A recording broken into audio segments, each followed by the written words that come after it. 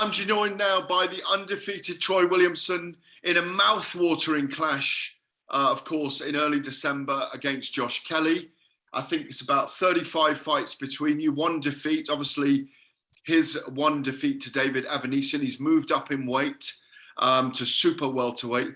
I've got to ask you, first of all, Troy, I think you're the fourth youngest of 11 kids of your mum and dad, isn't it?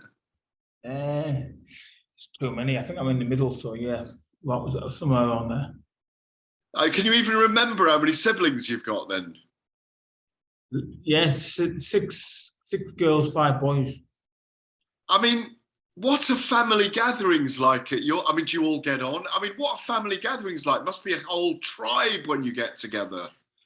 Yeah, it's very rare that we do, but obviously when we do over Christmas time, it's wild. And are there other boxers in the family? No, we're all very sporty. Football, one plays rugby. That's the boys. The girls aren't really sporty.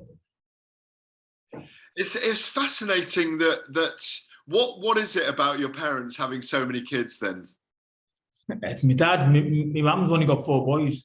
Your mum's got 4 boys? Yeah, not all to the same woman with my dad. Yeah, I think it's the Jamaican genes, just love spreading the seed, I think.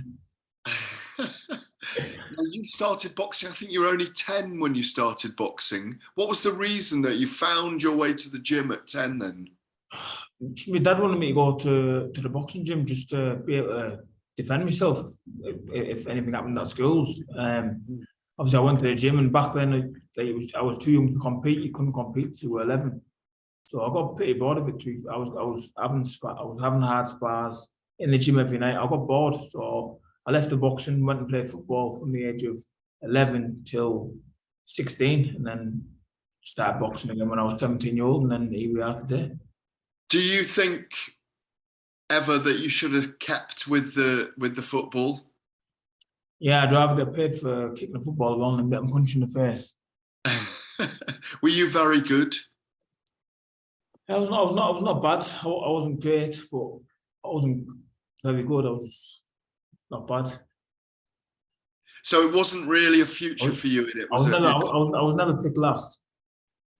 but you knew there wasn't going to be a future in it for you then, yeah? I really enjoyed football. I'd say there's probably been worse players that have probably went and done better. Made it. I always loved boxing, so I went to the boxing gym and I fell in love with boxing again, and that was it. Never looked back. Was that what it was then? Really, it was, you were bitten by the bug in a way. Yeah, definitely, that was it. I mean, you had a good amateur career and then turned pro in 2016, and you've had a phenomenal run. I mean, a lot of us remember the battle about a year ago now with Ted Cheeseman. Phenomenal fight in Liverpool. What do you remember about that fight looking back? It was a great fight. One for the memory box. Obviously, a lot of people didn't give me praise leading up to the fight. A lot of people thought I was going to get beat. Even close friends thought I was going to get beat, but that's just because nobody seen me box. I didn't have no airtime from my previous promoters. Nobody had. I had a lot of self-belief, and I knew exactly what was going to happen in that fight. Me and my coach, and yeah. So obviously, when I did get the win and I picked up the British title, it was a very proud moment. Yeah, and what does it mean to you to have that? I mean, you know, you retained it against Mason Cartwright. I think it was back in March, wasn't it? You know, Lonsdale belt means a lot to people, doesn't it? Yeah, it's very, like I said, it was a very proud moment. It was a dream come true to win the British title. One of my dreams is to win it outright. So I'm one step closer when I take Josh on December 2nd, and yeah, hopefully get another defence in early New Year, and then that'll be it. I'll have for keeps. And how is the needle between you and Josh? Yeah, I think it's all fake from his side. He's saying he's a die-hard Sunderland fan. Where I found a previous interview where he's saying he doesn't really like football and he's not a massive Sunderland fan. So there's no, it's not personal needle. I think he's just trying to sell the fight where it doesn't really need to be sold because it's selling itself. We're both on the North East. We're two of the biggest names in the super welterweight division, and I say it's going to be a great fight, and I can't wait to get the job done. And he sits there. He's got these skills. I assume you're going to do what you do, which is take it to him. Yeah, obviously, a lot of people are looking at it as boxer versus puncher, but like I said, I can box myself, and we're going to see that on the night. Yeah, like you say, it's probably more nuanced than that, isn't it? That we often put those tags, the bull and the matador and boxer versus puncher.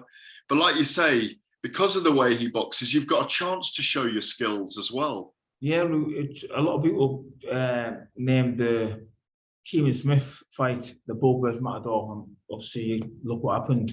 I was down. I was probably a round down before I clipped him, and when I did clip him, I knocked him out, and he was unconscious. So I look to do the exact same with Josh Kelly. Like I'm not deluded. I probably will be down the first few rounds, but when I catch up to him and I do land my shots, then it's going to be game over for him as well. 14 knockouts from your 19 wins. You carry that natural power. You can see it now with you. You've got great physicality. Is that something great to be able to rely on as one of the tools in your box, if you like, that you've got power at any time in a fight? Yeah, obviously it's good to have the power, but I don't rely on it. If you looked at my last fight, obviously I was down on the canvas. I got put on the canvas, and I had to get up and I had to change the game plan, and that was the box. And obviously I cruised to a unanimous decision against the Mason Cartwright fight. So I don't just rely on my punch power. Like I said, when I do need to box, I can box. When I need to fight, I can fight. What are your ambitions kind of beyond this? Obviously you're not, it's obviously always foolish to look beyond a big challenge coming up, but when you look at the world scene, obviously Jamel Charlo is the undisputed champion at the moment, but we've got Liam Smith in that division, Danny Garcia now, Brian Castano, Tim Tszyu, the son of Kostya Tszyu. Are there targets up there beyond British and European that you're interested in? Yeah, definitely. Obviously, in the back of my head, obviously, I do look further afield, but obviously, I'm not taking my focus off on December 2nd because I've got a job to do in hand. But obviously, get through that, and then I will be looking at these bigger names, and I'm highly ranked in most of the governing bodies, so can't see why I can't get some sort of eliminator shot or a chance to just push on and get them big fights. Well, I think you're eight. I think you're 8 with IBF and 6 with the WBO at the moment, aren't you? Yeah. And I look up the lists there, and there is the Liam Smith fight. I mean, he's there. Tim Tszyu, as I say, Tony Harrison, Murtazaliev is highly ranked in just above you in both. If you get a statement victory here, will you be pushing towards that afterwards? Yeah, definitely. Like if the opportunity comes, and obviously it's bigger than fighting again for the British, then obviously it's a no-brainer. Obviously, I want to be a world champion, so whatever gets me there quicker, then that's what I'll take. And how nice is it that obviously there's we've got Sky, we've got BT Sport, we've got different channels, but you're on network TV, terrestrial TV, that you're on Channel 5 as well, because it's a huge audience, almost always a guaranteed audience. I remember when MMA used to be on there, and even when Tyson Fury in the early days, it used to 1 million viewers. You're guaranteed a crowd. Do you like that? Does it get you up to put the fire in your belly? Yeah, definitely. Obviously, the fire in belly is always there anyways, but with it being on Channel 5, I'm really pleased with it being on Channel 5, because some people can't afford Sky, can't afford BT or pay-per-view, so it's gonna have the whole world watching, and I'm really pleased with it. Can I ask you, as you go on and get older, I mean it as a deep question. It's almost like a calling, fighting, isn't it, rather than a job? Do you feel that there's a calling for you?